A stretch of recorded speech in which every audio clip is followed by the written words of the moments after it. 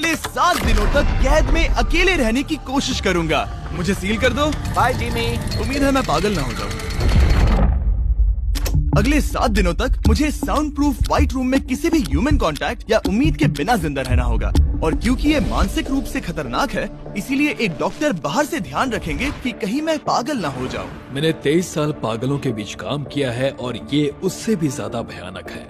ऐसे रूम में 50 घंटे से ज्यादा रहना एक परमानेंट साइकोलॉजिकल डैमेज कर सकता है। और मैं यहाँ रहूंगा पूरे 168 घंटे। और ऐसा भी हो सकता है कि मैं अपना आपा खो दूं और एक ऐसे स्टेट में पहुंच जाऊं जिसे कहते हैं साइकोसिस।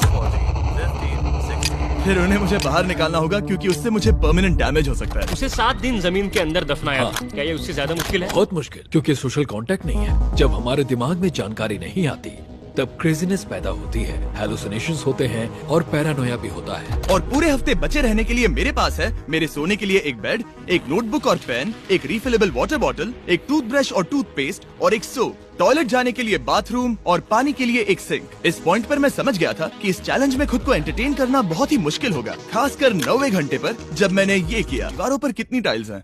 और सही जवाब है पूरी 1900। और अगर छत और फ्लोर को मिलाया जाए तो ये है पूरी 2860। पर सबसे ज्यादा जरूरी बात यह है कि मुझे जोरों से भूख लगी है, यानी खाने का वक्त है। अगर आप सोच रहे हैं कि मुझे खाना कैसे मिलेगा, तो यहाँ है एक कन्वेयर बेल्ट जो पूरी 100 फीट की दूरी तक फैला है, ताकि मुझे ह्यूमन इंटरैक्शन के बिना ही खाना मिल सके।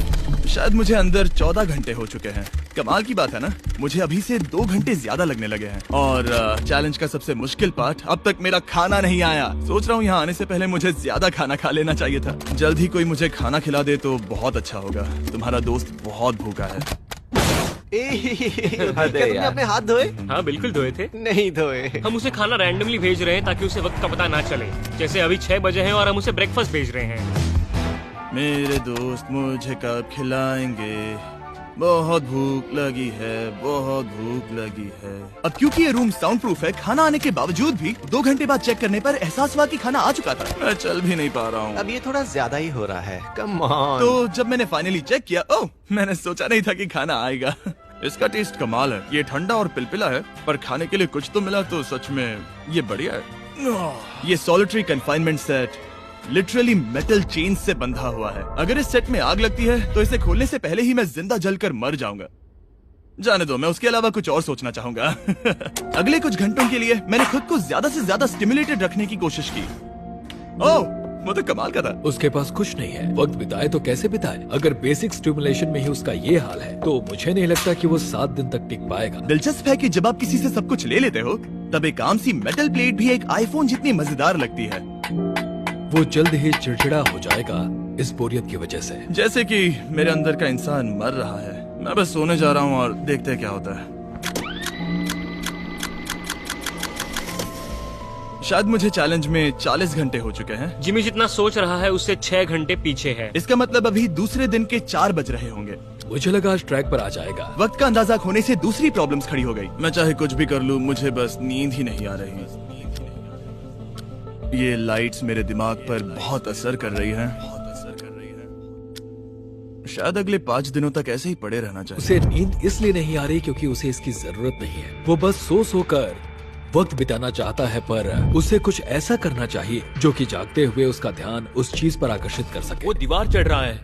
इंसानों के लिए वो स्वाभाविक है, वहाँ से आजाद होने की एक कोशिश। मैंने कैसे सोचा कि 4 बज गए? मतलब अभी 9 बजने चाहिए ना? और जब मैंने मेरा पहला खाना पूरा किया तब 4:30 बज चुके थे। गलत मत समझना, खाना बढ़िया लग रहा है, लेकिन ये बहुत ही ठंडा है। इसे खाने से अच्छा है भूखा ही रहूंगा। तो और जब मेरा दूसरा खाना आया तब लगा बस कुछ ही मिनट्स हुए हैं। अब कन्वेयर बेल्ट पर क्या आया है?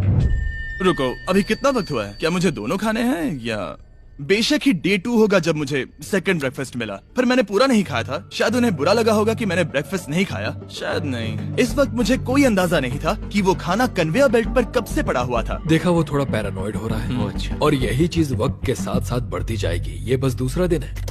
समझ नहीं आ रहा क्या करूं। देखते हैं मैं कहां तक गिन सकता हूं। 1 2 3, 4, ये पागलपन लग रहा है। 565, 566, 567, पर जब हम ऐसे हालात में होते हैं और करने के लिए कुछ नहीं होता, 999, तब हमें बस उसे अपनाना होता है।